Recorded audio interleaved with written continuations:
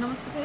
मी doctor Rohini सावरे. आज आपल्या व्हिडिओमध्ये तुमच्या सर्वांचं स्वागत करते. आज आपण पाहणार आहोत चरक संहितेचा सूत्रस्थानातील 9वा अध्याय. त्यातला एक मुद्दा पाहतो आहे, महत्त्वाचा आहे, ज्यावर LAQ विचारला जातो 10 मार्काचा किंवा SAQ पण विचारला जाऊ शकतो. वेटेज जास्त अधिक मार्काचा असेल त्यावेळेस SAQचे पण चान्सेस त्याच्यात गृहीत धरतात. तो आहे तो भीषक चतुष्पाद. हा आपल्याला पाठ असतो आणि पाठच असणं अपेक्षित आहे. त्याचे सूत्र, त्या सूत्रामध्ये दिलेले वेद्य आदींचे गुण आपल्याला पाठ असणं अपेक्षित आहे. आपण पाहतोय चिकित्सा चतुष्पाद. भीषक द्रव्याणुपासता रोगी पादचतुष्टयम गुणवत कारणम नेयम विकारू उपशांतय. म्हणजेच काय की भीषक आहे, उपस्थाता आहे, रोगी आहे आणि औषध आहे, ह्या चारही जणांना मिळून काय तयार होत असतं? रोगी पादचतुष्टयम. म्हणजेच काय, 4 प्रकारचे पाद तयार होतात. त्यालाच आपण चतुष्पाद, चिकित्सा चतुष्पाद असे म्हणतो, जे चिकित्सेमध्ये चिकित्सा सिद्धीमध्ये उपयुक्त ठरणार आहे. ते प्रत्येकाचे 4-4 गुण दिलेले आहेत, ते आपल्याला पाहायचे आहेत. भीषक म्हणजे काय? भीषक आहे ज्याच्यामध्ये श्रुते पर्यवदातत्व, भौशो दृष्टकर्मता, दाक्षम शोच मिती ज्ञेयम वेद्ये गुणचतुष्टय. म्हणजेच काय, पहिला गुण श्रुते पर्यवदातत्व, अर्थात तो शास्त्रज्ञानी असावा. बहुशो दृष्टकर्मता, बहुप्रकारे कर्म त्यांनी पाहिलेले असावे, आपल्या स्वतःच्या दृष्टीने पाहिलेले असावे. दाक्ष असावा आणि सुचिरभूत. दाक्ष म्हणजेच काय, प्रत्येक अवस्थेमध्ये, रुग्णावस्थेमध्ये तो अलर्ट असला पाहिजे. त्याला कुठली अवस्था आहे रुग्णाची ही कळली पाहिजे, म्हणून तो दाक्ष असला पाहिजे. अशा प्रकारे 4 गुण सांगितलेत भीषकाचे. त्याच्यानंतर आहेत औषध. औषधाची पण 4 गुण सांगितले. त्याचं सूत्र आहे बहुता यत्र योगत्वम अनेकविध कल्पना संपच्च इति चतुष्कोयम द्रव्याणाम गुणोच्यते. अर्थात काय, पहिल्यांदा आहे बहुता.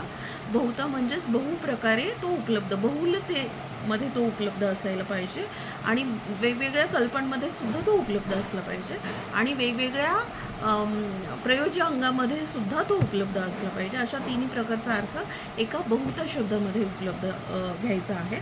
योग्यत्व म्हणजे काय, तो रुग्ण अवस्थेच्या नुसार योग्य असला पाहिजे, युक्त तो वापरता येण्याजोगा असला पाहिजे, म्हणून योग्यता असा शब्द गुण म्हणून दिलेला आहे औषधामध्ये. अनेकविध कल्पना म्हणजेच काय, त्याचे पंचविध कषाय कल्पना, ह्या सगळ्या कल्पनांमध्ये तो उपलब्ध असला पाहिजे. त्याच्या कल्पना तयार करता आला पाहिजे.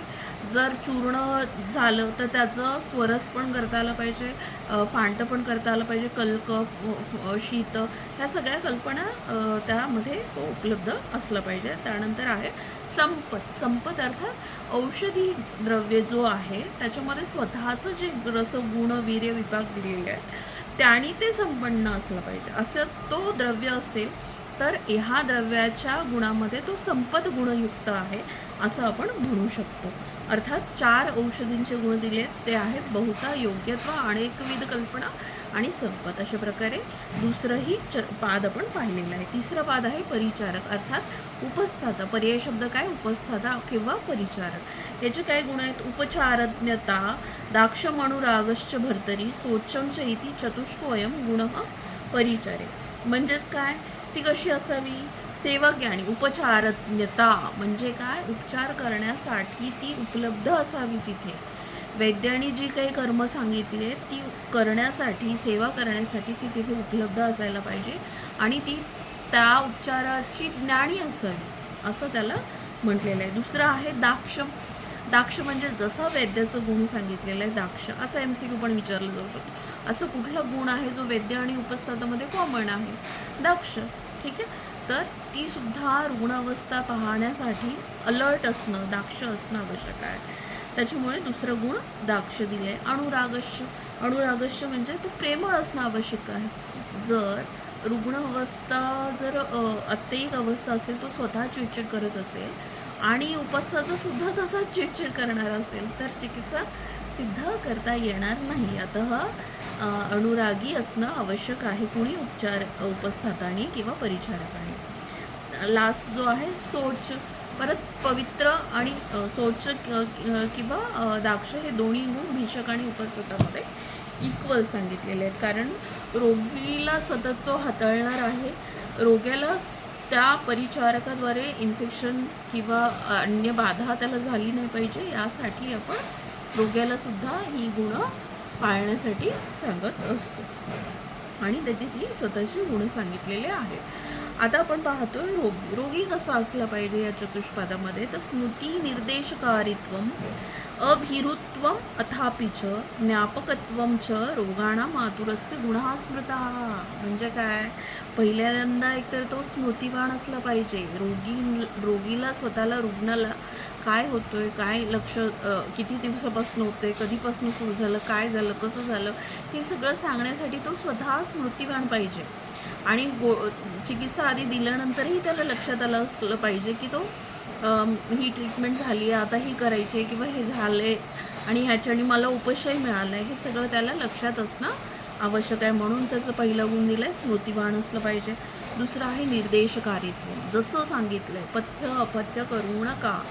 अपथ्य सांगितल्याने अपथ्यच तो सेवन करतोय असं जर त्याचं असेल तर तो निर्देशकारित्व हे गुण पाळत नाही आहे. अर्थात रुग्ण हा वैद्याचं ऐकत नाही आहे, आणि जर रुग्ण वैद्याचं ऐकत नसेल तर अर्थात त्याचं चिकित्सा सिद्ध होणार नाही वैद्याची, आणि मग वैद्याचं नाव खराब होणार. यासाठी पहिला गुण काय सांगितलं आहे, स्मृतिवान असावा, आणि दुसरा गुण तो ऐकणारा असावा वैद्याचा. निर्देशकारित्व असं त्याचा अर्थ आहे. तिसरा आहे अभिरू.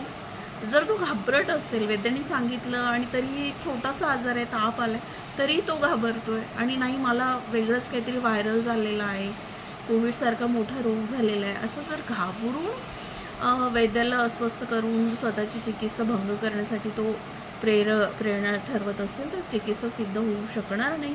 आणि धैर्यवान असणं अपेक्षित आहे, अभिरू असणं अपेक्षित आहे रुग्णाने. त्यामुळे हा तिसरा गुण त्याचा इथे वर्णन केलेला आहे शास्त्राने. परत चौथा गुण सांगितलं की ज्ञापक. ज्ञापक म्हणजे काय, ज्ञापक म्हणजे प्रत्येक गोष्टीबद्दल त्याला त्याच्याशी संबंधित असलेल्या रुग्ण अवस्थेशी संबंधित असलेल्या गोष्टीचं ज्ञान त्याला असणं अपेक्षित आहे. त्यालाच आपण ज्ञापक असं शब्द म्हणतो. हे झालं चिकित्सा चतुष्पाद आहे. अशा प्रकारे चारही चतुष्पादांचे आपण वर्णन केलेले आहे.